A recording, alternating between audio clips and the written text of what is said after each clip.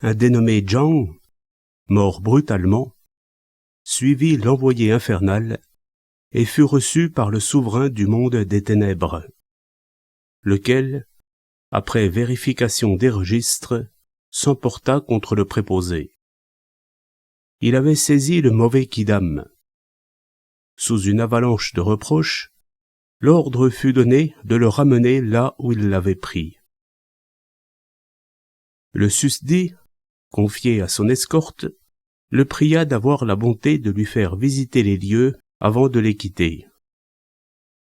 Le diable s'exécuta volontiers, lui faisant traverser les 9 séjours ténébreux, le mont des couteaux et l'arbre aux épées. Il le mena partout et lui montra tout jusqu'au moindre détail. Ils arrivaient au terme de la visite lorsqu'il aperçut un moine suspendu la tête en bas. Le malheureux était retenu par une corde passée dans sa cuisse percée et poussait des cris de douleur désespérés. Zhang regarda de plus près. C'était son propre frère, l'aîné.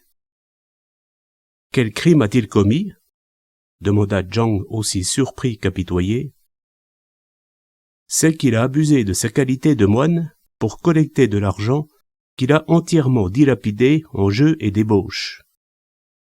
Tel est le motif du châtiment.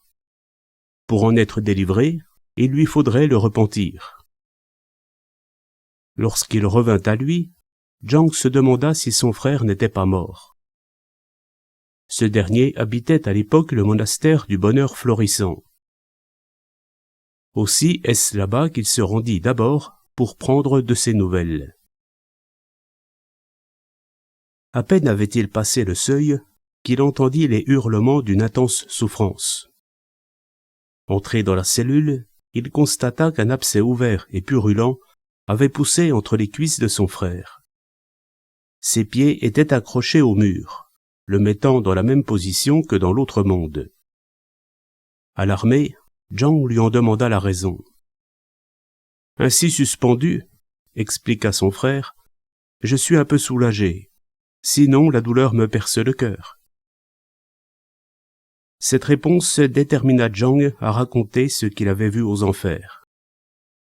Le témoignage inspira au moine une telle frayeur qu'il respecta dès lors scrupuleusement les abstinences, notamment de l'alcool et de la viande. Il s'appliqua à réciter fort dévotement sutras et invocations pieuses.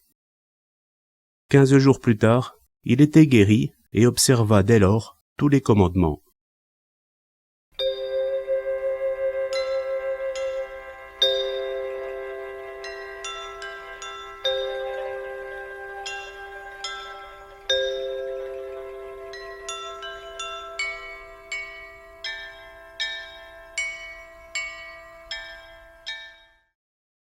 Le chroniqueur de l'étrange.